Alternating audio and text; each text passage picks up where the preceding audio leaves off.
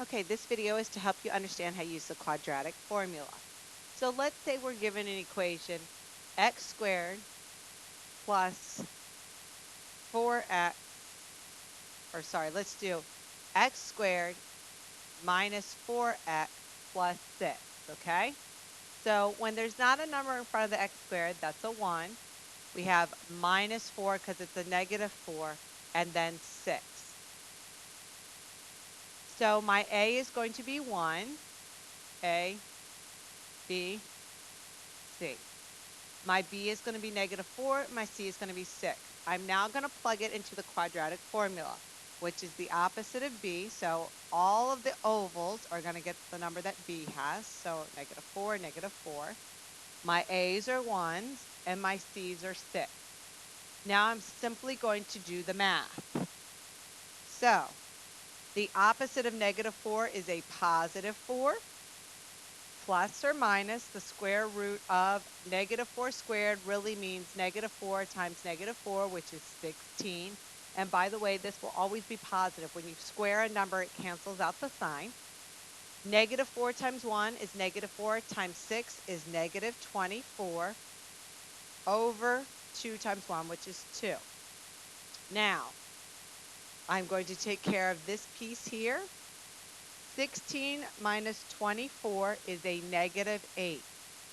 Because I have a negative under the square root sign, which is known as a radical, the problem has to stop there. You are not allowed to take the square root of a negative number without getting an imaginary number, which we are not currently working on. So this would have no solution. Okay? Let's look at another one. Let's say we have x squared minus 6x plus 7 equals 0. Okay? So my A is going to be 1, my B is going to be negative 6, and my C is going to be 7. Okay, so we're going to fill in each of the pieces from the formula that was on the previous screen. It used cute shapes. I'm using parentheses. Okay, so this is going to be B, this is B, this is A, C, and another A. So looking at my list, B is negative 6. So everywhere where I see the letter B, I'm going to plug in negative 6. Everywhere where I see an A, I'm going to plug in 1. And everywhere where I see C, I'm going to plug in 7. Now I'm going to just do the math. The opposite of negative 6 is positive 6, plus or minus the square root of negative 6 times negative 6 is 36. 4 times 1 is 4 times 7 is 28. So minus 28 over 2, because 2 times 1 is 2. 36 minus 28 is 8. Now, if you look at the cheat sheets that I give you that have the multiplication table, down the diagonal are some bold numbers. Those are special numbers. Those are perfect squares. We have 1, 4, 9, 16, 25, da, da, da, da. Okay? 8 is not a magic number. So my answer is simply going to be 6 plus the square root of 8 divided by 2, and 6 minus the square root of 8 divided by 2. That's as far as we're going to take it. You actually could type in 6 plus the square root of 8, get an answer divided by 2, and get a decimal answer, but we're going to stop there for now. Okay, let's look at one more example.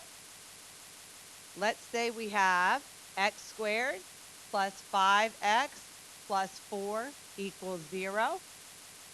My A is 1, my B is 5, my C is 4. My formula,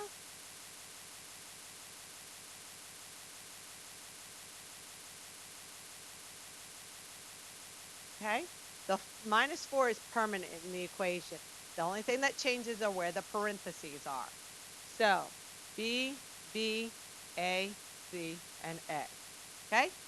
B is 5, so put a 5 there. A is 1, and C is 4. Now we're going to do the math.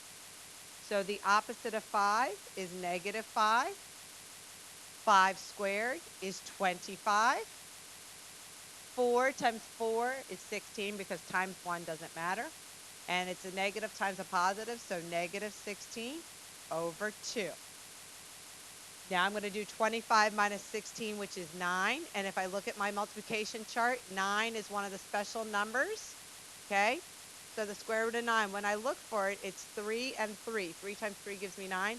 So this piece is going to become 3. So I'm going to have negative 5 plus 3 divided by 2 and negative 5 minus 3 divided by 2. Because the radical is gone, I expect you to solve these ones all the way. So negative 5 plus 3 is negative 2, divided by 2 is negative 1. Negative 5 minus 3 is negative 8, divided by 2 is negative 4. And that's how you use the quadratic formula. It's basically being able to label your A, B, and C, and then you plug into the formula. Okay, so I gave the formula in cutesy shapes, but really quickly, the formula is the opposite of B plus or minus the square root of B squared minus 4AC, so 4 times A times C, all over 2A. And what I do so that it works out perfectly in my calculator and I don't make any mistakes is all my letters go in parentheses. Good luck.